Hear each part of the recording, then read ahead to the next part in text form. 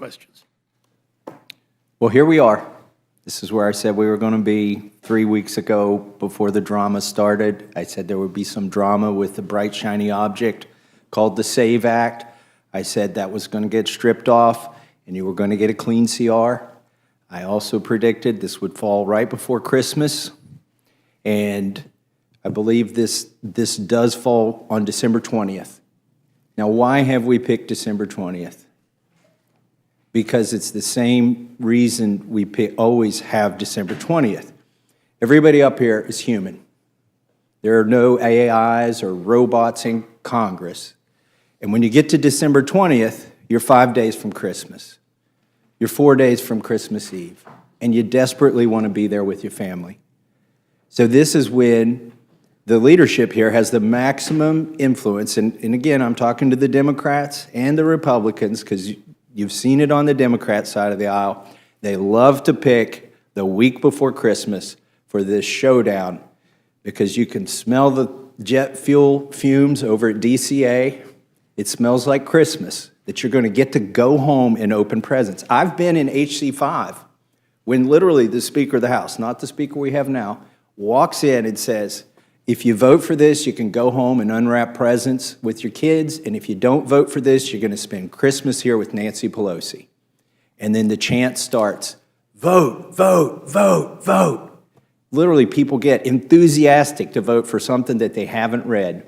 So let me predict what we're not going to do on December 20th before I take a guess at what we're going to do.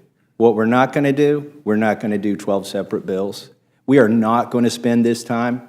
We've got a few months between now and December 20th. We could go back to working on appropriations bills. We are not going to do this. This sucker, whatever happens on December 20th, whether it's another CR to punt, to kick the can down the road for 3 more months, or whether it's an omnibus that funds all of government with one bill, it's going to be written behind closed doors, and every lobbyist in this town is going to try to attach their little thing to this bill. This train is leaving the station on December 20th. It's the only one that we know is going to pass. They call it up here must-pass legislation. So everybody's going to try and get their little thing on this bill, whatever it is on December 20th, whether it's another continuing resolution or another omnibus. It's not even really a prediction that I'm making. I'm just telling you what has happened for 12 years, regardless of whether Democrats are in charge or Republicans are in charge. There may be a little twist. We may do half of a CR, it'll be a whole CR, and half of it will end in February, and half of it will end in April, and they'll convince you they got something more clever this year than they had last year. But it's going to be the same old thing, warmed over, written behind closed doors, rolled out here. We're not going to have time to read this thing. That's also predictable. And we're going to be told, vote for this and you can go home and open presents with your kids. Don't vote for it and you're going to be stuck here. And there will be people, it pulls at heartstrings. We are humans. And that's why I think it's really disingenuous or despicable, really, to pick 4 days before Christmas Eve to put this bill on the floor. The bill I'm talking about, obviously, nobody here knows what it is yet. And we're not going to have time to read it, but people are going to be inclined to vote for it because they just want to be with their family. I would encourage people not to vote for this CR.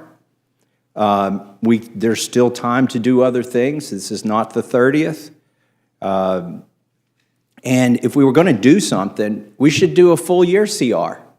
Why do we want to set up a shutdown crisis the week before Christmas? Why would we even want to set up a shutdown crisis next spring?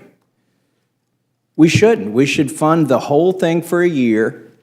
And what that would allow us to do is we could start working on, regardless of who comes into power, it would give you 12 months to work on the 12 separate bills. We could start working on those on October 1st.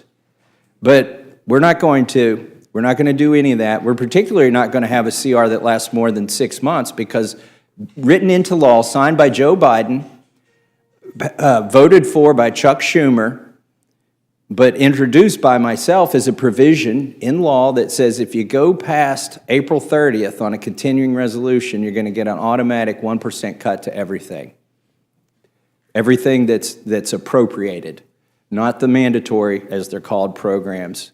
So that's why you're not going to get a CR that goes for a full year. That would, if you're going to do a CR, the most responsible thing to do would be a one-year CR. But nobody up here can stand a 1% cut to spending. That would be like, back home, that sounds completely reasonable.